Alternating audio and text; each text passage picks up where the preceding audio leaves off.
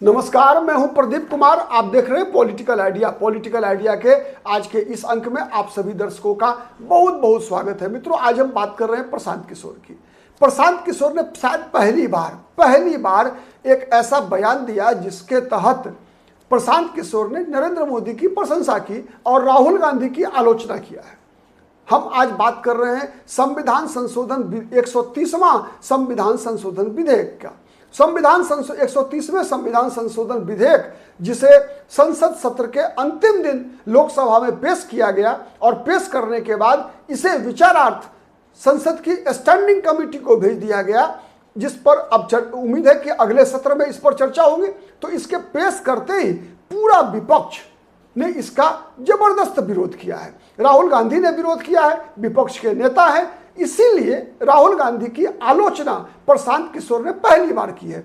जानते हैं आप, लगातार राहुल गांधी की प्रशंसा करते रहे हैं। राहुल गांधी की सवालों के साथ प्रशांत किशोर अपनी एकजुटता प्रदर्शित करते रहे हैं, चाहे वो चुनाव आयोग की आलोचना का मामला हो, चाहे वो एसआईआर का मामला हो, या फिर वोट चोरी का मुद्दा हो। हर मुद्दे पर राहुल गांधी को लगातार प्रशांत किशोर का साथ मिलता रहा है। लेकिन इस संविधान के 130वें संशोधन विधेयक पर राहुल गांधी की आलोचना करना प्रशांत किशोर का मकसद क्या है, आज हम इसको जानने का प्रयास करते हैं। सबसे पहले समझते हैं कि 130वां संविधान संशोधन विधेयक है क्या। इसके तहत मित्रों, मोटे तौर पे मैं बताऊं कि इसके तहत चाहे वो प्रधानमंत्री हो, चाहे मुख्यमंत्री हो, चाहे मंत्री हो, कोई भी किसी को भी अगर एक महीना 30 दिन तक जेल में रहना पड़ा या पुलिस की हिरासत में रहना पड़ा, उसे जमानत नहीं मिली, तो उसको उसकी पद स्वतः समाप्त हो जाएगी।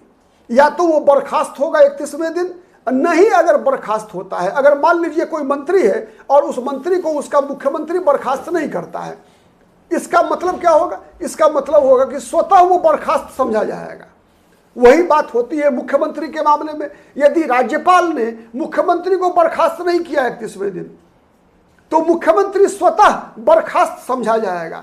अगर प्रधानमंत्री के साथ भी यह स्थिति हुई कि प्रधानमंत्री को भी 30 दिन तक हिरासत में रहना पड़ा, जमानत नहीं मिली, पुलिस कस्टडी में रहा, तो फिर प्रधानमंत्री को अगर राष्ट्रपति ने बर्खास्त नहीं किया तो प्रधानमंत्री का पद स्वतः समाप्त माना जाएगा।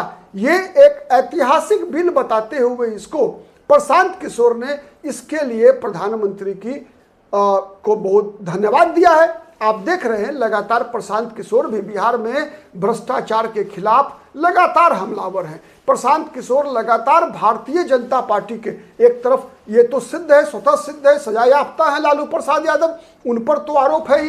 प्रशांत किशोर लगातार लालू यादव के परिवार पर आरोप लगाते हैं, लालू यादव पर, तेजस्वी यादव पर, राबड़ी देवी पर उनके भ्रष्टाचार के कारनामों के कारण आरोप लगाते हैं। साथ ही प्रशांत किशोर भारतीय जनता पार्टी के प्रदेश अध्यक्ष दिलीप जायसवाल, चाहे मंगल पांडे हो, सब पर आरोप लगाते हैं। साथ ही नरेंद्र मोदी पर भी जब आरोप राहुल गांधी लगाते हैं वोट चोरी का या फिर एसआईआर के मुद्दे पर, तो प्रशांत किशोर का साथ राहुल गांधी को मिलता रहा है। लेकिन इस मुद्दे पर राहुल गांधी को भी प्रशांत किशोर ने घेरा है और राहुल गांधी को याद दिलाया है 2013 की वो घटना। क्या था 2013 की घटना? 2013 में जिन दिनों केंद्र में मनमोहन सिंह प्रधानमंत्री हुआ करते थे, सुप्रीम कोर्ट के आदेश के तहत, सुप्रीम कोर्ट का आदेश था कि अगर निचली अदालत भी किसी भी राजनेता को 2 वर्ष से अधिक की सजा दे देती है तो उस व्यक्ति की सदस्यता समाप्त होगी। साथ ही जितने दिन की सजा होगी उसमें अगला 10 वर्ष तक जोड़कर अगर किसी व्यक्ति को 2 वर्ष की सजा हुई या 5 वर्ष की सजा हुई, तो अगर 2 वर्ष की सजा मिली है तो 10 वर्ष प्लस कीजिए, उसमें 12 साल तक वो चुनाव लड़ने पर प्रतिबंध लगेगा। ठीक है। साथ ही अगर किसी व्यक्ति को 6 साल की सजा हुई तो 16 वर्षों तक चुनाव लड़ने पर प्रतिबंध। साथ ही सजा मिलते ही उसकी संसद की सदस्यता स्वतः रद्द हो जाएगी। और इसका असर क्या हुआ था? सबसे पहला असर पड़ा था बिहार के पूर्व मुख्यमंत्री और राष्ट्रीय जनता दल के अध्यक्ष लालू प्रसाद यादव पर। क्यों पड़ा था? इसलिए कि सुप्रीम कोर्ट के आदेश के बाद जो अध्यादेश, मैंने सुप्रीम कोर्ट के आदेश को निरस्त करने के लिए जो अध्यादेश लेकर मनमोहन सिंह की सरकार आई थी, उस अध्यादेश की प्रति को, कॉपी को राहुल गांधी ने कॉन्स्टिट्यूशन क्लब में आयोजित एक प्रेस कॉन्फ्रेंस में पूरे देश भर के पत्रकारों के समक्ष उसको फाड़ कर फेंक दिया था और कहा था कि इसको, ये बकवास है, वाहियात है, ऐसे कानून बनाने से देश के अंदर भ्रष्टाचारियों को सजा नहीं मिलेगी।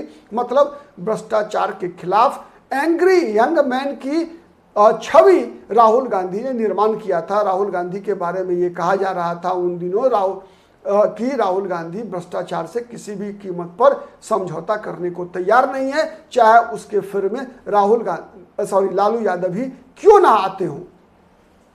परिणाम हुआ कि सबसे पहले उस अध्यादेश के निरस्त होने के बाद, चूंकि राहुल गांधी का फाड़ देना मतलब मनमोहन सिंह के लिए आदेश था, और उन दिनों एक ऐसी भी बात कही जाती ही नहीं बल्कि उसके प्रूफ है, मनमोहन सिंह के सर्वाधिक नजदीकी अर्थशास्त्री मोंटेक सिंह अहलुवालिया ने अपने किताब, ठीक है, अपनी किताब में लिखा है उसके बारे में कि मनमोहन सिंह इतने दुखी हुए थे कि वो इस्तीफा देने की प्लान कर लिया था उन्होंने।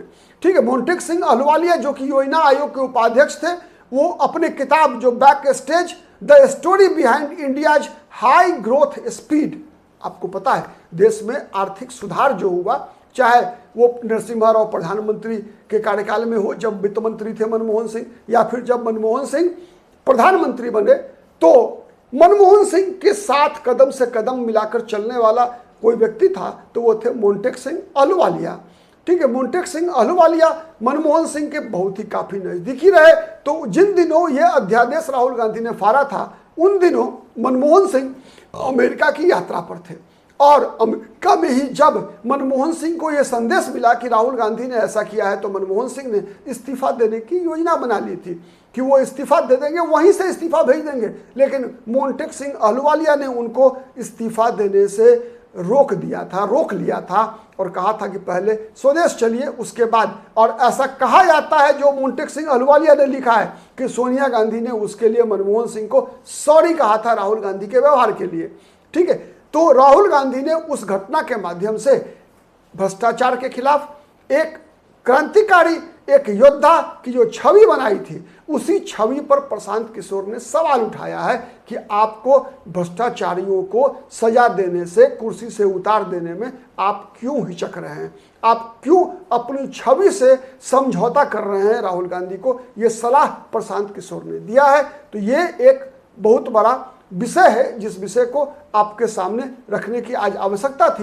प्रशांत किशोर भी बिहार में कहीं ना कहीं आप देखेंगे इस नैरेटिव को गढ़ने का प्रयास कर रहे हैं प्रशांत किशोर, कि प्रशांत किशोर भ्रष्टाचार के खिलाफ लड़ने वाला एक योद्धा है। उसी प्रकार से, जिस प्रकार से दिल्ली की राजनीति में अरविंद केजरीवाल, याद कीजिए 2011, 12, 13, 14 जो अरविंद केजरीवाल की राजनीति थी, वो यही राजनीति थी जिस प्रकार की प्रशांत किशोर आज करने का प्रयास कर रहे हैं। आज के लिए इतना ही, बहुत बहुत धन्यवाद, नमस्कार, जय हिंद, जय भारत।